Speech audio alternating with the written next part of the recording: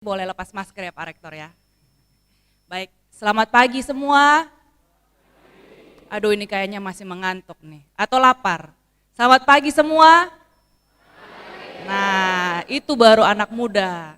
Oke baik, selamat pagi yang terhormat, yang saya hormati dan terima kasih juga atas kunjungannya untuk Pak Ketua Umum, Pak Iksan, berserta rombongan. Kemudian perwakilan dari Kodim, Pak Khairul ya, Pak Khairul, terima kasih perwakilan dari Ormas juga, terima kasih sudah datang, Pak Rektor dan jajarannya dari para pengurus yayasan, dosen dan juga mahasiswa-mahasiswa yang saya cintai.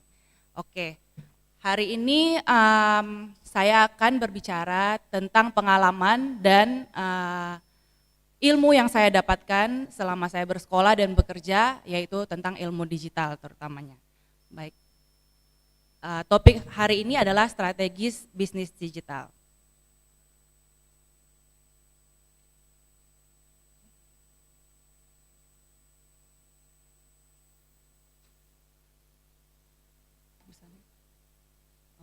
Oke, pertama-tama saya mau memperkenalkan diri dulu.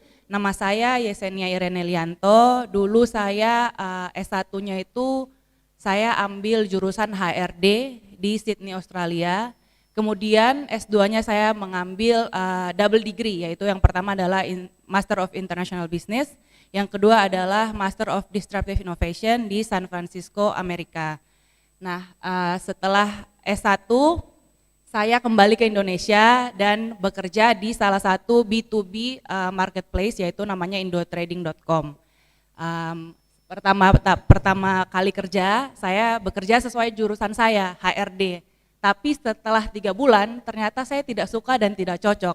Nah ini adalah salah satu contoh produk gagal ya, jadi kadang-kadang tuh karir tidak sesuai dengan apa yang kita sekolah atau jurusan kita. Minta maaf Pak Rektor, bukan mau menjerumuskan anak-anak ke dalam hal-hal yang tidak baik, tapi ini mungkin salah satu contoh kalau misalnya nanti sekolah jurusannya lain tapi karirnya lain, tidak apa-apa, yang penting tidak boleh menyerah dalam kegagalan atau karir yang tidak sesuai dengan harapan kita. Nah setelah saya bekerja sebagai HRD 3 bulan dan tidak cocok itu, saya kembali bekerja di perusahaan yang sama tapi saya pindah ke bidang marketing dan partnership. Nah dari itu saya menemukan passion saya, yaitu marketing, terutama di bidang digital. Saya memutuskan untuk melanjutkan studi saya, ambil S2 di bidang international business dan disruptive innovation itu. Kemudian saya kembali lagi ke Indonesia tahun 2019 kemarin dan sempat bekerja di salah satu perusahaan e-commerce di Indonesia, yaitu Lazada, sebagai campaign analis dan campaign strategis. Dan saya baru resign Agustus 2021 kemarin, jadi benar-benar baru 3-4 bulan lah kalau mau dibilang. Oke baik, selanjutnya. Oke baik, karena kita mau belajar tentang bisnis digital, kira-kira ada yang tahu apa itu bisnis digital?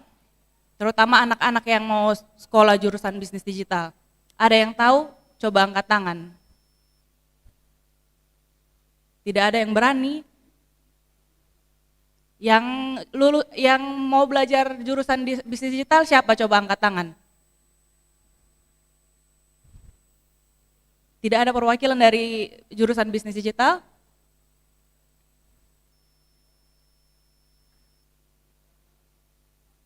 Ini pasti ada tapi tidak mau angkat tangan Pak Rektor. Tidak apa-apa, biar sudah baru pertama kali, nanti mungkin lain kali mereka berani. Oke baik, bisnis digital itu adalah sebenarnya pretty straightforward ya definisinya ya, itu adalah jenis-jenis bisnis atau usaha yang memanfaatkan kecanggihan teknologi untuk menciptakan dan menjual produk secara online. Itu definisinya ya, jadi sebenarnya sama persis seperti apa definisinya itu. Oke baik, selanjutnya. Kalau kita ngomong digital, kita ngomong online, berarti kita harus tahu perbedaan apa itu berbisnis secara online dan berbisnis secara offline ya. Baik, yang pertama itu adalah cost. Kalau berbisnis digital, kita tuh pasti akan menghemat dalam biaya, yaitu kita tidak perlu sewa ruangan, tidak perlu sewa ruko, tidak perlu sewa tempat, maka tidak perlu bayar listrik dan air, maka dari itu cost untuk melakukan bisnis secara online itu otomatis pasti lebih murah daripada bisnis secara offline. Yang kedua adalah trust. Kalau trust itu kita bisa lihat produknya langsung kalau misalnya kita berbisnis offline ya, karena seperti yang kita tahu nih, kalau misalnya bapak-bapak, ibu-ibu atau adik-adik sekalian yang sering-sering belanja online, kadang-kadang apa yang kalian lihat online dan yang kalian sudah beli, pas datang tiba-tiba barangnya beda. Begitu ya, ada yang pernah begitu Ko Sonde? Nah, kalau begini baru semangat Pak Rektor, kalau tadi tanya suruh jawab tidak ada yang mau jawab Pak Rektor. Oke baik, maka dari itu saya kasih tips nih, kalau misalnya mau belanja online dan biar tidak tertipu, itu kalian harus baca reviewnya berapa banyak, orang yang sudah pernah beli, atau lebih bagus lagi kalau misalnya mereka sudah pernah cantumkan foto di produk itu. Jadi kalian bisa kira-kira nih, foto dengan barang yang mereka kirim ini bakal sama atau tidak. Kemudian yang ketiga adalah growth. Kalau pertumbuhan dalam bisnis digital itu atau jualan online pasti akan lebih sangat cepat daripada bisnis offline. Karena bisnis online itu kita bisa mencangkupi dari berbagai seluruh dunia kalau bisa ya. Kalau misalnya kita jualan di Kupang, customer kita itu bisa ada di Amerika, ada di Pulau Jawa, ada di Eropa dan berbagai macam. Tapi kalau kita cuma jualan offline itu ya yang tahu kita-kita saja di sini begitu. Yang berikutnya adalah visibility. Online bisnis itu sangat gampang dicari. Kalian kalau misalnya mau tahu tokonya di mana atau apa, kalian tinggal Google pasti langsung keluar sesuai dengan apa yang kalian cari. Yang berikutnya adalah manpower atau jumlah orang yang dibutuhkan untuk running bisnis tersebut. Kalau misalnya kita bisnis offline, pasti kita perlu orang yang lebih banyak. Mungkin kita bisa perlu 10 orang, yaitu ada yang kasir, ada yang bagian bersih-bersih, ada yang bagian jaga toko, dan ada yang juga untuk pergantian shift. Kan tidak mungkin dia kerja setiap hari, pasti ada shift-shiftnya juga. Tapi kalau online, mungkin dari 10 orang itu kita bisa minimize cuman ke 2 orang, bahkan 1 orang kalau misalnya baru-baru buka bisnis ya. Karena kita cuman perlu admin. Kalau misalnya sudah agak sibuk mungkin kita perlu 2 orang, 1 admin, 1 orang yang untuk bertugas untuk mengirimkan barang-barang tersebut. Nah yang terakhir adalah convenience atau availability. Kalau bisnis online itu pasti tersedia di mana saja, kapan saja, 24 jam, kapan kita mau akses bisa. Malam-malam adik-adik soalnya bisa tidur, iseng-iseng buka online bisa langsung beli. Yang tadinya cuman iseng-iseng mau lihat-lihat, bisa beli barang sampai ratusan ribu ternyata, karena online itu tersedia setiap saat. Tapi kalau offline kita harus tunggu besok tokonya buka, baru kita bisa pergi untuk belanja. Oke. Next. Nah ini tips bagaimana sih caranya agar kita bisa sukses dalam membuka atau mengoperasikan sebuah bisnis. Yang paling pertama dan paling utama, kalian harus tahu market kalian apa, market kalian siapa, target marketnya siapa, dari gendernya apa, usianya berapa, ketertarikannya apa, tinggal di mana, dan kemampuan ekonominya berapa atau purchasing powernya tuh sekuat apa. Nah itu tuh kalian harus sangat paham sebelum kalian memutuskan untuk bisnis apa sih yang kita mau buka dan kira-kira cocok untuk jualan. Yang berikutnya kalian harus tahu kompetitor kalian itu siapa. Dalam ilmu bisnis, kalian itu boleh copy paste apa ide atau produk yang dijual oleh kompetitor kalian. Tapi kalian harus bisa lebih baik atau lebih bagus dari apa yang di-offer oleh kompetitor kalian. Salah satu contohnya, ada yang tahu atau pernah dengar Snapchat? Tahu aplikasi Snapchat atau tidak? Tahu. Snapchat dengan Instastory bedanya apa? Tidak ada toh. Sama-sama produk yang di-offer itu adalah post konten online, dalam 24 jam konten itu akan hilang. Sama persis kan? Tapi sekarang siapa yang masih pakai Snapchat, siapa yang masih pakai Instastory? Pasti semua orang dari Snapchat sudah berpindah ke Instastory karena Instastory dia offer produknya lebih banyak dari Snapchat. Snapchat cuman bisa post 24 jam hilang, tapi Instastory kita ada Instagram feed juga yang bisa kita lihat kapan saja, bukan cuman Instastory. Jadi salah satu cara untuk sukses itu kalian boleh copy ide-ide dari kompetitor, tapi kalian harus lebih baik dan lebih bagus dari kompetitor kalian gitu. Kemudian kalian harus tahu cara mempresentasikan dan cara menjual produk atau service yang kalian offer. Percuma kalau step 1 dan step kedua kalian bisa, tapi kalau misalnya step ini kalian tidak bisa. Mau jualan bagaimana? Sama saja bohong ya. Nah, kalau mau mempresentasikan barang online itu pasti kita harus bisa tahu cara foto dengan baik, foto produk dengan baik. Jangan sampai foto produk tapi backgroundnya ada adik menangis di belakang, atau mama ada marah-marah di belakang, bapak ada makan di meja makan, baru bosong foto produk, baru bosong upload. Nah, orang mana tertarik? Harus backgroundnya yang bersih dan kreatif, kalau bisa menarik untuk orang-orang klik atau lihat. Nah, kemudian yang paling penting juga kalian harus tahu bagaimana cara mengembangkan bisnis kalian. Jangan sampai udah jualan tapi stuck di situ-situ saja. Harus bisa terus berkembang. Bagaimana sih caranya agar bisnis itu bisa terus berkembang? Yaitu dengan diversifikasi.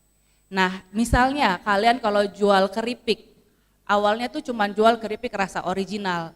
Nah, kalian bisa mengembangkan dengan cara menambah-nambahkan rasa-rasa yang lain, misalnya rasa pedas atau rasa barbecue, rasa keju dan lain-lain gitu. Agar kalian bisa menjangkau customer atau market yang lebih luas lagi gitu. Kemudian syarat-syarat atau skill apa sih yang kita butuhkan ketika kita mau membuka bisnis atau bisnis kita sudah running. Yang pertama itu kita harus bisa atau harus punya analytical skills dan ability to read the data. Jadi sama kayak tadi Pak Iksan, materi Pak Iksan yang sudah bilang, yang diver, yaitu selalu mengevaluasi lebih dalam lagi. Nah, ini adalah salah satu dari contoh analytical skill yang harus kalian punya, yaitu harus bisa membaca data dan menganalisa data yang telah diperoleh. Kalau bisnis online, itu kan pasti datanya itu keluar secara langsung ya. Misalnya kalau influencer Instagram lah, kita ambil contoh. Kalau influencer Instagram di endorse, pas mereka post itu mereka bisa lihat sudah berapa banyak orang yang lihat postan mereka, berapa banyak orang yang klik di link yang mereka kasih. Dari orang-orang itu tuh gendernya siapa saja, gendernya apa aja, perempuan, laki-laki, sekitar umur berapa, tinggalnya di daerah apa, itu tuh pasti sudah bakal kerekord di sistem mereka.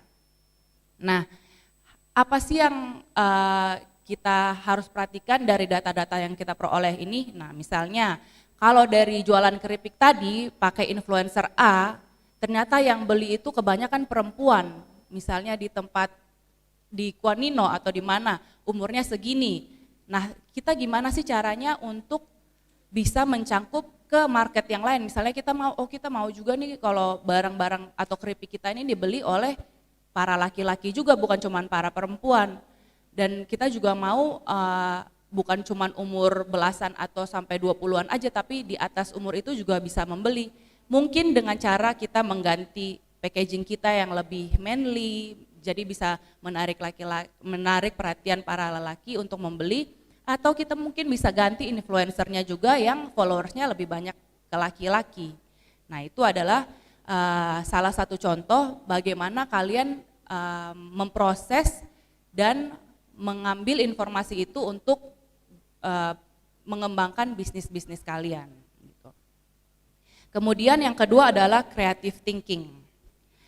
Kita tuh harus berpikir secara kreatif apalagi di zaman sekarang ya. Seperti yang kita ketahui atau yang kita bisa lihat dari diri kita sendiri atau pengalaman dari kita sendiri, zaman sekarang itu terutama generasi milenial dan generasi Z yang sering kita sebut adalah generasi instan, itu kita mau apa-apa tuh harus cepat dan instan.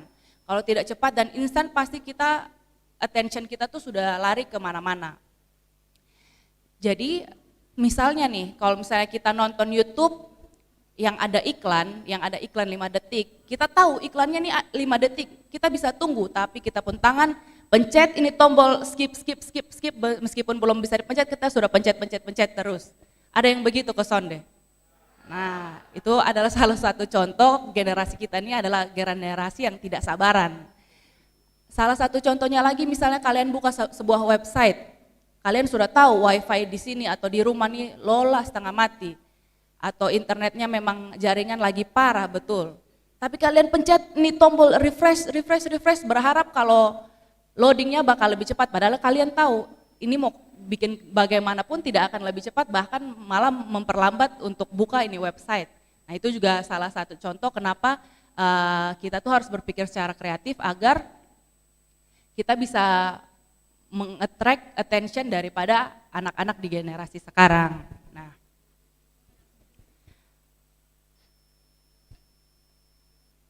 yang berikutnya adalah kita harus bisa adaptasi dan fleksibel. Kita juga harus beradaptasi dan fleksibel terutama terhadap teknologi. Terutama terhadap teknologi yang selalu berkembang, apalagi seperti yang kita ketahui teknologi di 2 tahun belakangan ini gara-gara pandemi itu berkembang sangat cepat. Kalau tidak salah kemarin kan orientationnya ini masih online ya Pak ya. Nah itu adalah salah satu contoh bagaimana perkembangan teknologi itu sudah sangat pesat. Jadi kita sekarang bisa kuliah online, bukan cuman offline saja. Nah itu adalah salah satu skill kita, kenapa kita harus bisa beradaptasi dan fleksibel. Kalau tidak kita pasti bakal ketinggalan. Dan yang paling terakhir yang menurut saya pribadi ini juga adalah salah satu yang sangat penting, yaitu kita harus bisa belajar bahasa Inggris. Jangan sampai kita mau bisnis online, targetnya atau goalnya itu jualan di luar negeri tapi kita tidak bisa bahasa Inggris, itu kan sama aja bohong. Jadi menurut saya bahasa Inggris itu kalian tidak harus belajar yang formal, yang grammarnya harus bagus dan lain-lain, tapi kalian cukup perlu tahu untuk conversation saja. Nah itu juga bisa belajar online ya, dari YouTube juga kalian bisa nonton dan belajar-belajar, yang penting kalian familiar dengan pronunciation atau kalian ada orang tanya kalian bisa jawab gitu. Oke. Mungkin dari saya segitu saja untuk materi strategi bisnis digital. Ada satu quote yang selalu saya bilang ketika saya jadi pembicara, dan ini adalah salah satu quote favorit saya, yaitu adalah the only constant thing in life is change. Jadi satu-satu hal yang konstan di kehidupan itu adalah perubahan. Maka dari itu kita harus terus bisa beradaptasi dengan perubahan yang ada. Baik, terima kasih semuanya, selamat siang.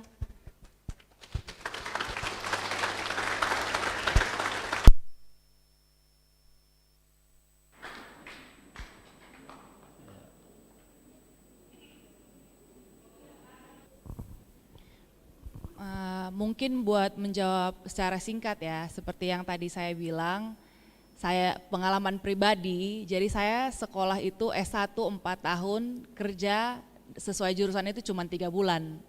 Jadi sebenarnya tidak apa-apa kalau misalnya hasil dari sekolah kalian atau dari jurusan yang kalian pilih itu tidak sesuai dengan apa yang karir ke depan kalian yang akan kalian pilih atau passion kalian. Karena memang kita waktu masih muda, saya yakin di sini juga banyak yang begitu. Kalau mau masuk kuliah itu biasanya 3 pilihan. Satu itu memang dari awal tahu kemauannya apa, passionnya di mana, jadi dari diri sendiri. Yang kedua disuruh orang tua ambil majornya apa atau jurusannya apa. Yang ketiga ikut arus, kalau orang Kupang bilang ikut arus Pak. Jadi yang lagi ngetren di mana ikut yang ini, yang lagi ngetren di mana ikut yang itu, tapi sebenarnya dari diri sendiri juga tidak tahu mau apa. Nah itu juga tidak apa-apa. Yang penting ke depannya nanti ketika kalian sudah bekerja maupun ketika kalian sudah bekerja sesuai dengan jurusan kalian atau tidak sesuai dengan jurusan kalian, itu yang penting kalian tidak boleh menyerah atau tidak boleh menyesal ketika kalian sudah memilih karir path kalian yang akan kalian jalankan ke depannya gitu. Kemudian masalah pemimpin. Masalah pemimpin itu mungkin yang saya bisa tambahkan itu adalah harus bisa berpikir dan mencarikan solusi untuk orang-orang yang dipimpin. Jadi jangan asal jadi pemimpin atau jangan asal mau jadi pemimpin karena bisa ngomong. Kadang-kadang kan banyak pemimpin yang cuma bisa ngomong tapi tidak bisa memberikan solusi. Jadi mungkin kita juga harus bisa jadi pemimpin yang bisa mengayomi dan memberikan solusi bagi orang-orang yang kita pimpin. Mungkin itu dari tambahan dari saya. Makasih Pak Sam.